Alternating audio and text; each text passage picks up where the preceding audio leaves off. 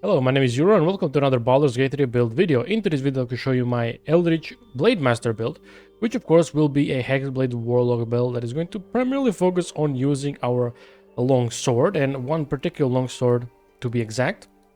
But we'll get to which one it is once we get to the equipment section. But for now, let's get into the character creation. So for our race, I've chosen just the vanilla choice, which is a human. Now you can go with any other race you may prefer, it's completely up to you. It doesn't really make or break the build either way. Now for the humans, we get the standard racial speed of 30 feet. We also get the Steel Militia, which is nice because we gain shield proficiency, so we can get ourselves some early game armor class. Now of course, Hexblade Warlock does also get medium armor and shield proficiency naturally, so that's not too much of a big factor here. We also get the human versatility, which gives us another skill to be proficient in, and we also get increased carrying capacity by a quarter, which isn't too much but still helpful. For our class, of course, we're going as a Warlock, and then for our Warlock camp trips, we're of course going with the Eldritch Blast, which is probably one of the better ones in the game. It becomes a 3d10 force damage in the late game, and not many things are resistant to force damage. On top of that, the Warlocks can further increase its damage with their own features, so a really good one to take if you need a ranged attack. Now, for the second one, you can go with friends, gives you advantage on charisma checks against non-hostile creatures. This can help you a lot outside of combat in dialogues, but since we are a warlock, we could easily get away with not using friends and taking booming blade instead, which is a really good one for your melee combat, and also allows you to activate some features that require you either afflict a target with a condition or for you to use a cantrip. So it's up to you which either one of these you want to go. I went with friends, so I'm gonna go with friends in this example. For the subclass, of course, we're going as a Hex Blade. Now, we get some spells here, but we'll talk about those later when we get to the spell section. We get action, so we can bind our weapon at level 1. What it does is basically binds our weapon. We become proficient with it. If we're not, we cannot drop it or throw it. It also becomes magical, so it deals magical damage. It also has a chance to apply Hexblade Curse. What this is, basically, it cursed by Hex Warlock. The Warlock who curses this entity adds the proficiency bonus to the damage rolls against them, and also the number they need to roll a critical while attacking this entity is reduced by 1. So basically higher damage and greater chance of striking a critical hit against that target. We can also only bind one weapon at a time, and it will use the charisma modifier. So now we can basically just use our charisma as our main stat for attacking targets with our hexed weapon. And then the weapon returns to the previous state if you are more than 5 feet away from it and for more than 10 rounds. So if you just drop it, it ends up not becoming bind, and it ends up not being bound to you. Then we have the Hexblade Curse, as mentioned earlier.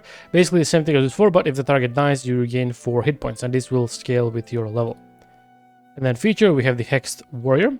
We gain proficiency in medium armor, shields, and martial weapons. And we can bind our weapon to use charisma modifier instead of strength or dexterity. Now, for our spells, we have a few choices here. You could pick up the Wrathful Smite for the early game, but later on you'll have better smite options, as this one does, I believe it does not increase damage as you upcast it, so it runs out of its usefulness quite early. You could pick up Armor of Agathis instead for extra HP, or you could even take Hex for extra necrotic damage on your target. So it's up to you. I will take Wrathful Smite for now, but we'll be most likely replacing with some other spell later on. And we are of course taking Shield. Shield is an amazing spell to take even as a Warlock, even though we have only 1, 2 to 3 Warlock spell slots in the game. It's still nice because it can sometimes save you from getting downed or even outright killed. For the background with the Guild Artisan, this is just my favorite background to pick, so it's up to you whether you want to go with the same one or a different one. It doesn't really matter, just pick your preference. I like Guild Artisan because it gives us proficiency in skills of Insight and Persuasion, which are both quite important. Then for the ability scores, we're going with 10 Strength, 16 Dexterity, 14 Constitution, and 17 Charisma. 17 Charisma self-explanatory. It's a spellcasting modifier and now also our weapon wielding modifier, so it has to be as high as possible. Constitution 14. We want this to be slightly higher so that we have relatively high HP and a decent chance of saving throws. Also Dexterity 16, we want this to be higher so that we start earlier than some other enemies or some other characters, and it will give us extra 3 armor class because we will be primarily wielding robes and not medium or light armors, and no shields either. Then finally Strength 10, this here is just so I have a little bit of extra carrying capacity. You could easily move it into Wisdom because if you wish to not have a -1 on Wisdom saving throws, it's up to you. Then finally for our skills. Now I chose, I don't know if it's visible right now because I did choose some other skills here. When you first make the character, you have another choice here, but we don't see it right now. It's probably most likely perception. It doesn't show it here, but I would select perception. But since we have only one choice here, since this is a respec, right, we're gonna go with investigation. But basically, if you have the option for perception, always go for perception first. Perception is absolutely crucial. It's a very good skill to have proficiency in. Alright, so at level 2 we unlock an additional Warlock spell slot. We also get some spells and Eldritch Evocations. Now for this spell slot, it's up to you. You could pick up Protection from Evil and Good. It's a really nice spell if you need to protect yourself from powerful undead or fiends or fae. It's a quite nice one. You can also take Hex, although Hex will be outscaled at some point and you would much rather want to use your spell slots for something else other than Hex. And Armor of Agathis is a great choice throughout the entire game because it gives you quite a lot of temporary hit points and then it deals that amount of damage to enemies. Even if you have, let's say, 1 temporary hit points from Armor of Agathis and you cast it at level 6, it will deal the level 6 amount of damage regardless. So there is that. But what I'm going to pick up here will be the Armor of Agathis. Again, some of the spells will be replacing them later. Now for the Eldritch Evocations, because we want to run with robes and not armors and so on, we actually want to take the is it here? Armor of Shadows. Yeah, there it is. It took me a little bit to find it. What this does is basically allows you to cast the armor of mage armor once per short rest or long rest, sorry. Basically it does the same thing as armor mage armor. Increase the armor class by 3 if you're not wearing armor yourself. So really useful and a crucial one for us. Then, for the other Eldritch Evocation we get, you could pick up Devil's Sight early, although it's not really necessarily at the early game, although at the beginning of the game, you should much rather take the Agonizing Blast. Basically what this does is it's going to, whenever you cast Eldritch Blast, it's going to add your charisma modifier to the damage it deals, unless it is negative. So, increase your damage for the Eldritch Blast. In our case, it would be, for example, +3. So, the Eldritch Blast would deal minimum 4 damage instead of 1. So, we're going to be taking this. Level 3, we unlock an additional spell slot. And here, we're of course going to take Misty Step. Misty Step is a very good mobility spell that you want on your character. If they're able to have it, it's a very powerful one. And then for the Pact of the Boon, of course, there's only really one that makes sense, and then we're going to take Pact of the Blade. Now, it's not really going to do anything else for us, but Tome Pact doesn't really do anything really for us as well. It just gives us a couple of cantrips, and then the Chain gives us summonable low-level summons, which don't scale with your level, unfortunately, so we're just gonna take Pact of the Blade. We can summon different weapons so that we can bind them instead, which can be useful if you, for example, need a bludgeoning damage weapon and you want to summon it. You can do it with this, but we won't be using this too much, so we're going with the Pact of the Blade. Now, at this point, since we did unlock level 2 spells, we will be actually changing the Wrathful Smite for something else, because it's not that good, and we can, for example, take the Branding Smite instead, which will be dealing more damage. Now, you could also, what I'm going to do is take Hold Person. Hold Person can be quite nice, because we have high charisma, we have decent spellcasting, so it can be useful for us to try and crowd control some enemies with it. Then at level 4, we unlock additional cantrip, and here we can take the Wound Blade, right? If you didn't take the Wound Blade before, you can take it now, or if you took the Wound Blade at level 1, you can take the Friends now. So it's up to you. The Bone Chill is also a quite nice one because you can prevent enemies from healing. There are some enemies in the game that will like to heal, and you can use this to prevent them. And then Mage Hand and Minor Illusion are also nice options for you to take here. Now for our spells, and I did forget to mention this, I'll mention it now. We're going to try on getting a lot of enchantment and illusion spells, because one of our items is going to allow us to cast those spells as a bonus action, and we'll have very high spell save DC, which is going to allow us to crowd control enemies quite easily. But for the spell at level 4 that we're going to pick up is going to be the Branding Smite. It basically deals 2d6 radiant damage, so it's kind of like a weaker version of the Divine Smite. But if the enemy fails the saving throw, they cannot go invisible anymore, so you prevent them from disappearing. Then for our first feat, we're going to go with ability improvement +2 into charisma, of course.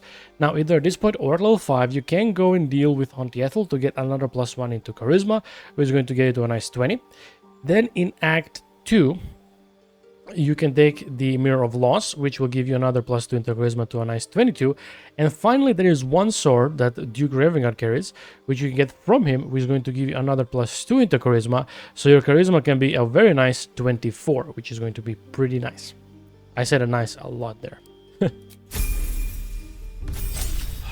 Alright, at level 5 we get the Deepened Pact, and what this does basically is gives us extra attack with our packed weapon. Our familiars would also get extra attack, and then we gain some additional spells if we went with the Pact of the Tome.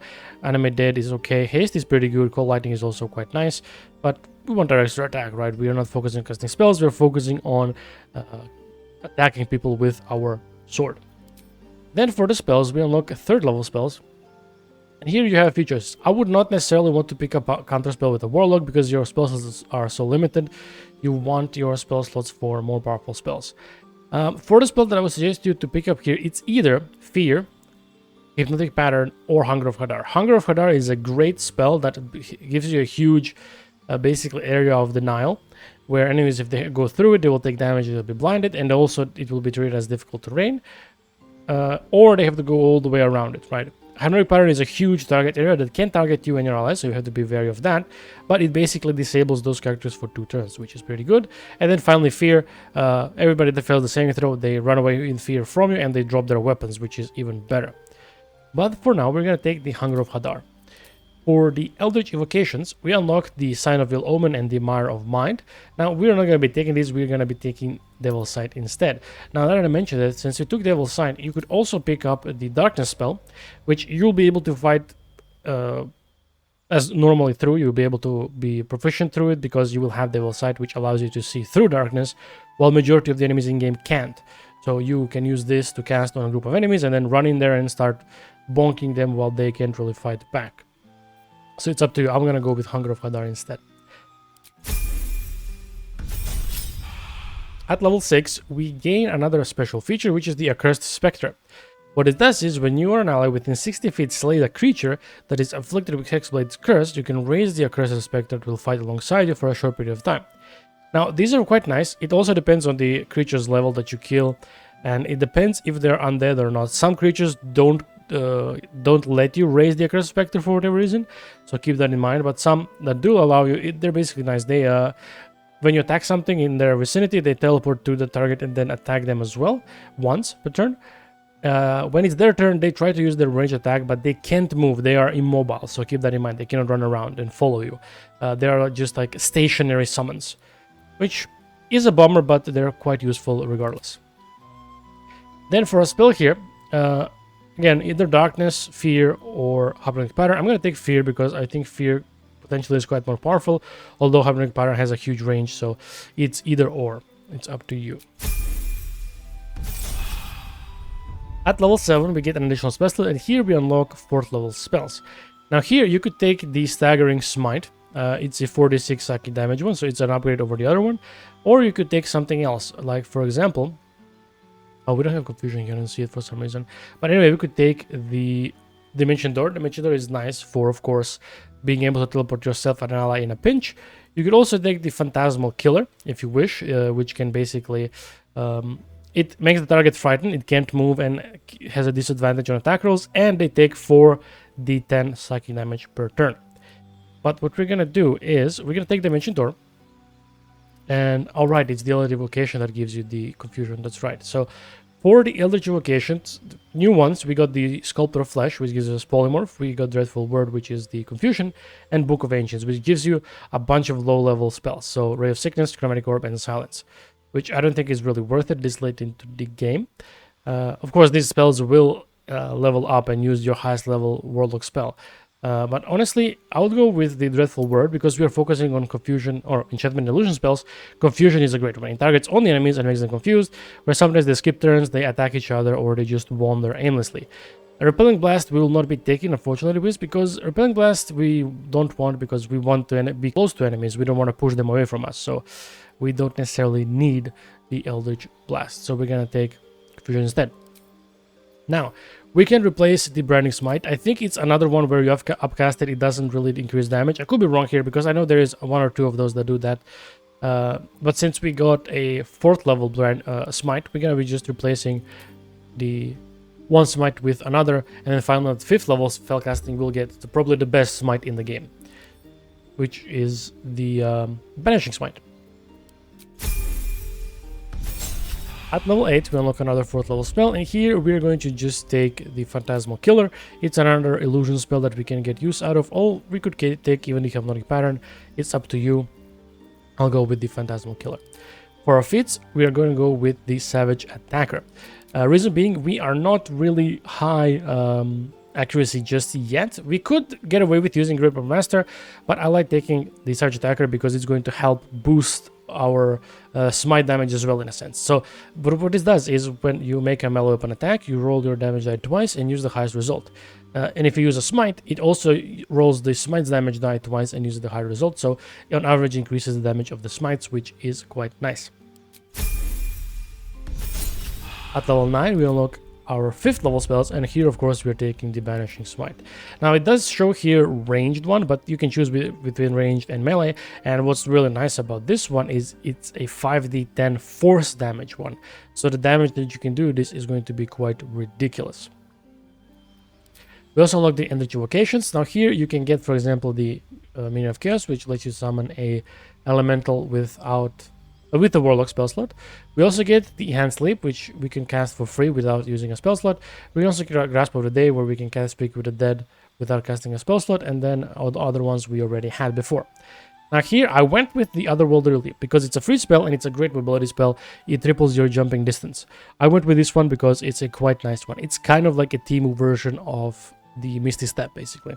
So we're gonna go with this. Especially if you cast it outside of combat, it lasts for 10 turns, so you will get a lot of uses out of it. At level 10, we gain the Armor of Hexes feature, which when a creature is cursed by your Hexblade curse attacks you, you potentially nullify the attack as a reaction that has a 50% chance of succeeding. So basically, it's a really nice one because if it's a powerful attack or if it's some kind of attack like the Ensnaring Strike, you have a 50% chance of basically them failing to hit you. Then for our cantrips, here I went with the Bone Chill. I want it because some enemies that they can't heal. There are some clerics in this game and so on that potentially can heal. You go with Mage Hand and Illusion. These are both nice utilities. Mage Hand, you can use it to throw potions or to open doors and distract. Same thing with Minor Illusion. You can just use it for distraction so that the creatures nearby are compelled to investigate it. But I'm going to go with Bone Chill. Then for our second 5th level spell, we're going to of course take the Hold Monster. Very important enchantment spell. We're gonna need it. It's very useful in a lot of cases against high level enemies in Act 3, against a lot of the bosses in Act 3, so we're gonna need that. Then at level 11, we gain the Mystic Arcanium. So here we have a few choices of some nice, some not really nice spells. Circle of Death is a huge area effect spell that will more often than not hit both you, allies, and basically enemies. So it's nice, but it's not that nice. Arcane Gate is a interesting spell, but we don't really need it. We could take Eye Bite. It's a necromancy spell, but it requires concentration, and we are not the best at concentrating. Same thing with the Flesh to Stone. It's not that great. It's if a single time the target succeeds the saving throw, they basically just are free from the spell. So what we're gonna take is the Create Undead. What this does is basically it creates a mummy out of a corpse, and mummies are quite powerful creatures. So we're going to be taking that. Once per long rest, pretty good. Now, also, I believe we at level 11, or is it level 12? Doesn't matter.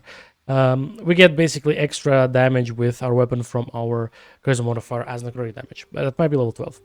But anyway, for the last spell that we get here, or second to last, we get one more level. We're going to take the Hypnotic Pattern. It's the one of the other illusion spell that we're missing, so we're just going to go with that.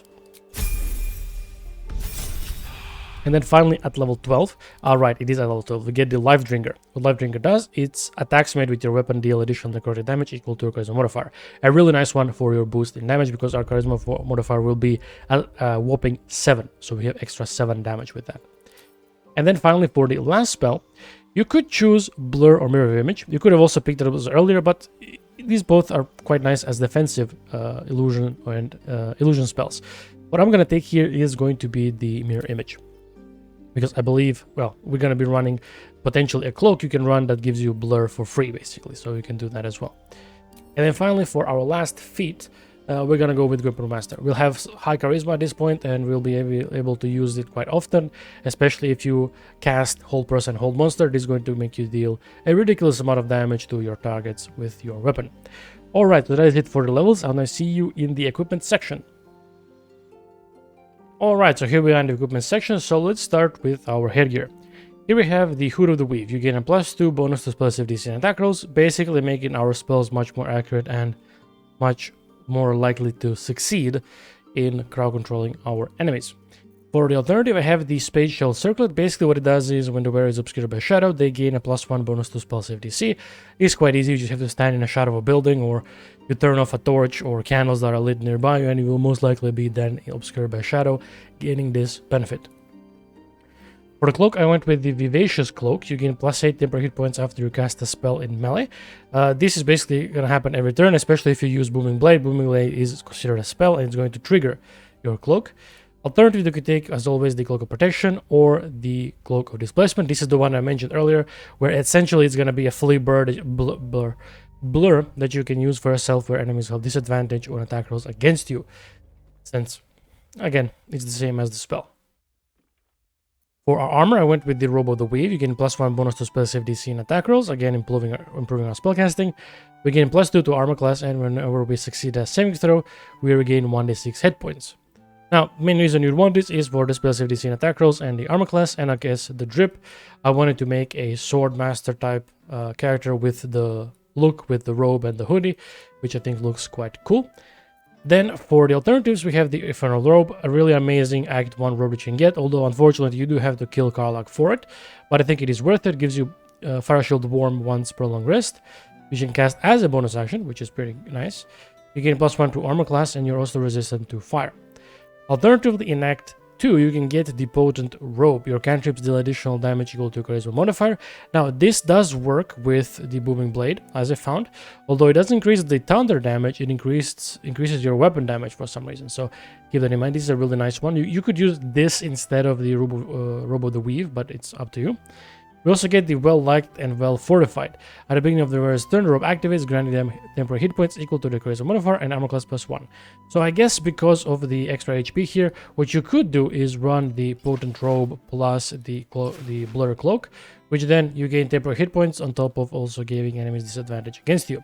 Since the robe and the cloak, if you equip it like this, you have both your robe and cloak giving you temporary hit points, which doesn't really work. One would override the other. So yeah, for the gloves, I went with the Gloves of Battle Mage's Power. Now these are brand new and reworked in the latest patch, in the patch 8, which is quite nice. They are relatively weaker than what they were before, but they are quite nice regardless, because what happens is when you hit the target with a spell or a cantrip that uses a weapon, you gain Arcane Acuity. So whenever you hit somebody with the Booming Blade or with one of your smites, you will gain Arcane Acuity for 1 turn. Now, do keep in mind, it's only 1 turn, and you will most likely, more often than not, only cast 1 of these per turn. Now, thankfully, you can cast the Booming Blade and then right afterwards a Staggering Smite or a Banishing Smite. So that does work. It is possible, but you'll use up a spell slot, of course, for that. Alternatively, we have the Gloves of the Growling Underdog. Now, these are not considered as armor. Same thing with the Gloves of Battle Mage's Power. And what they do is basically they give you advantage when you are surrounded by 2 or more enemies. So, very nice ones. You find them quite early in the game as well. Float Helda's Gloves, again, not considered armor, even though they look like plate armor. You gain 1d4 extra fire damage and +1 to strength saving throws.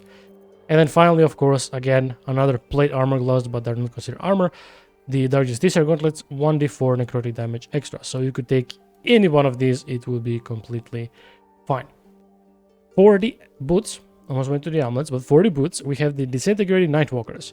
We can't be enwebbed, entangled, and snared, and we can sleep on Grease on Ice. Probably one of the best boots in the game, just generally, and they also give you 1 Misty Step per short rest, which is quite nice for us because we want to use our spell slots on Misty Step only in a pinch, only when we absolutely have to, right? Otherwise, we would much more prefer using it for Banishing Smites or for one of the other enchantment or illusion spells. Now for the amulet, here I have the amulet of the Harpers. You have advantage on wisdom saving throw checks, and we get 1 free shield per long rest. Main reason I like this amulet on this character is for the free shield, so that we don't have to use up our Warlock spell slot immediately if we wish to shield ourselves. So I would most likely run with this regardless of our alternatives. So alternative second one here, we have the Face Helmet's Amulet. Advantage on intelligence, wisdom, and saving throws. Basically the same thing as Amulet of Harbors for the advantage on wisdom saving throws, except this one doesn't have the shield spell. So again, I would prefer much more this one. Then here we have the Spell Savant Amulet. Now, we don't want actually that. I have this as a placeholder here for the Amulet of Misty Step. I believe I missed it in this playthrough. You find it quite early in the Goblin Camp. It's in one of the chests where the priestess guard, the ogre is. I unfortunately missed it, so I'm using this as a placeholder. That's a great one to use as well, because then, if you combine it with the boots, you would have a total of what? 6 free Misty Steps, because it replenishes on a short rest. So that's pretty good there. Then for a ring, we have the Ring of Arcane Synergy. When you deal damage with a cantrip, you gain Arcane Synergy for 2 turns. This works, of course, with the Booming Blade. And what Arcane Synergy does is your weapon attacks deal additional damage equal to the affected entity spellcasting modifier. So we'll basically get free extra 7 damage whenever we use Booming Blade, and we can use it every turn. So with the necrotic damage, that's going to be 14 extra free damage, which is quite nice. For the second ring, we have the Bond of the Mystic Scoundrel. After hitting a creature with the weapon attack, you can cast illusion or enchantment spells as a bonus actions. This is why we want to focus on enchantment illusion spells, because we will have a crazy high spell save DC because of our equipment, and because of our gloves, and because of our high charisma. So then we can quite easily crowd control enemies with our spells here.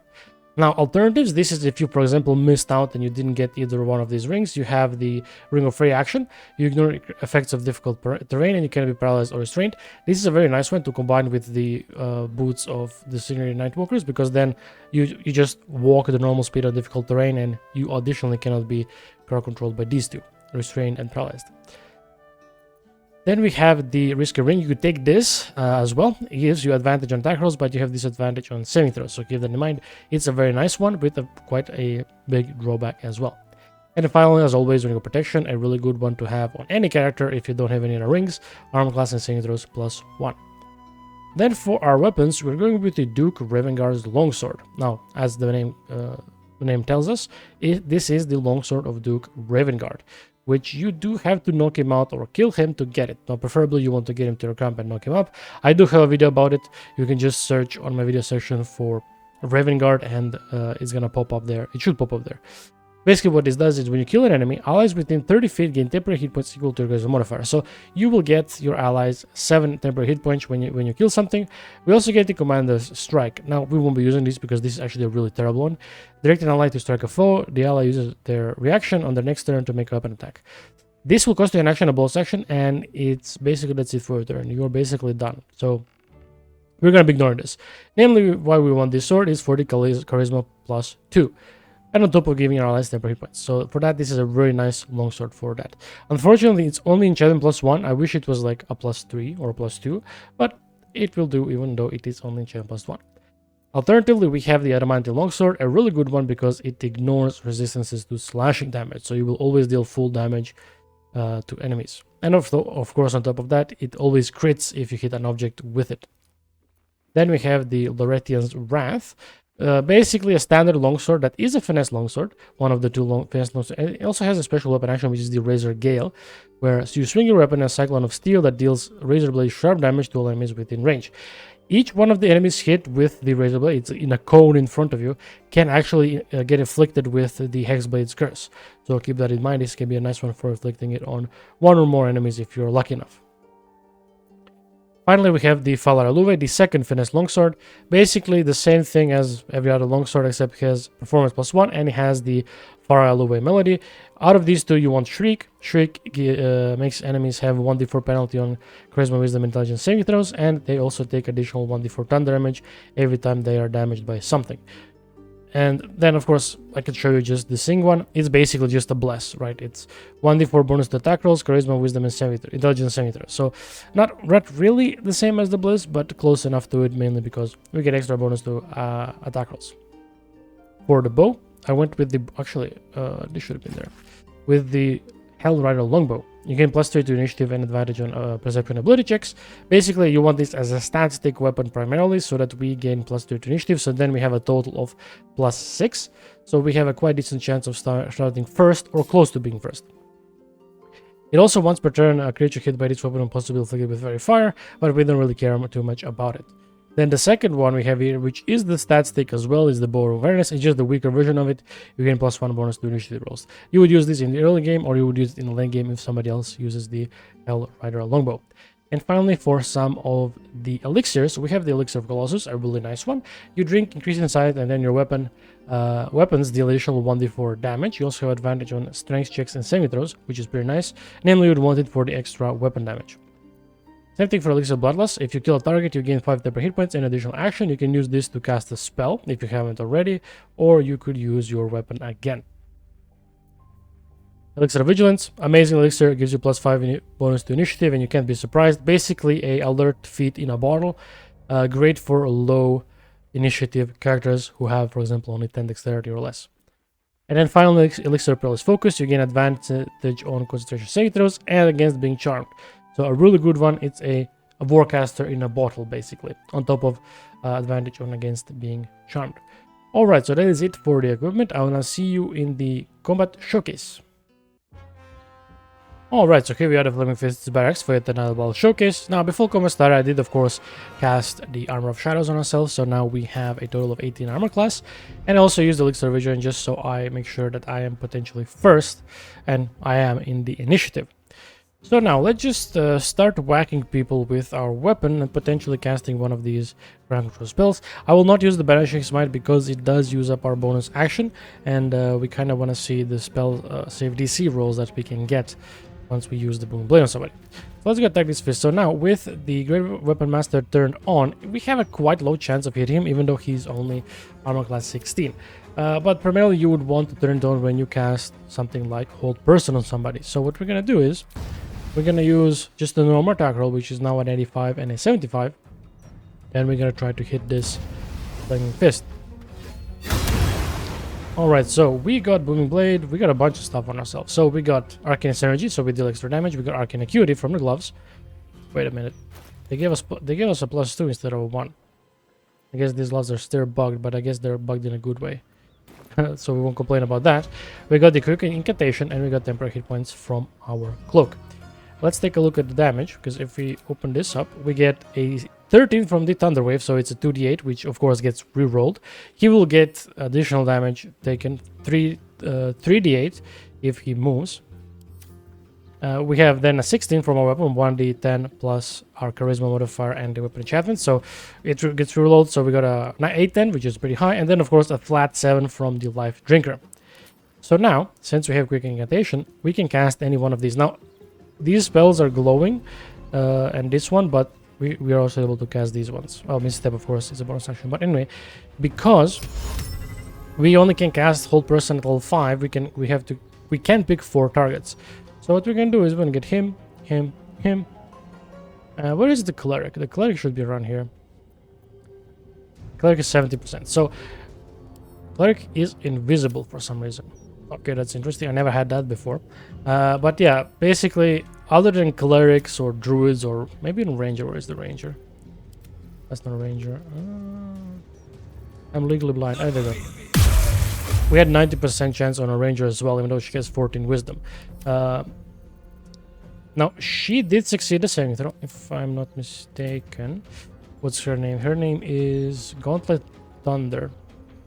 Yeah, she succeeded the saving throw. If you look here, she rolled a nat 20 plus she has a 4 proficiency and then 5 wisdom modifier. So she has a really high chance of succeeding, even though we had a 70% chance of actually casting it on her. But everybody else didn't really stand a chance because if you look, DC 24 and they don't really have any wisdom. So difficulty modifier or difficulty class is quite high for our spells, especially after we use our weapon on enemies. And now, since we have this guy held in our Hold Person, we can just turn on the Great Weapon Master and we can just bonk him. And then if we look at the damage, of course, if we used the Booming Blade, it would be even more damage, but we can only get it once per turn or once per action. Then if you take a look here, this became a 2d10. We got a 13 here. Spellcasting modifier unfortunately does not get doubled, so it stays. Only the damage die numbers get doubled. Same thing with the Grip of Master, it doesn't get doubled. So the only thing that got doubled here is our weapon, which is fine. We got a 38 here, which is nice. Also, the Life Drinker doesn't get doubled, which is unfortunate, but again, not too much of a big deal. We would normally, basically this guy would stay like this for next turn unless somebody focuses us down, and we can cast Booming Blade again and deal even more damage to them to just obliterate them. Alright, so that's it for the build. I hope you enjoyed. I would appreciate it if you like, subscribe, comment for more Baldur's Gate 3 content, and I'll see you in the next one.